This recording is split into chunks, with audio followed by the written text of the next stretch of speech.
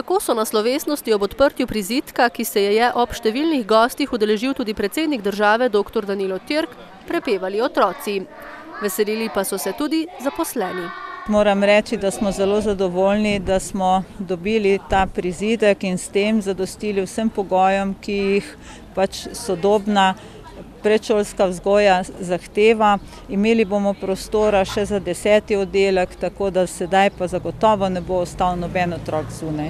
S temi novimi prostori bomo za nekaj časa zadostili to prostorsko stisko in upamo, da bo nekaj časa v redu, kajti že pred 10 leti smo že enkrat otvorili en prizidek, sedaj je to že drugi.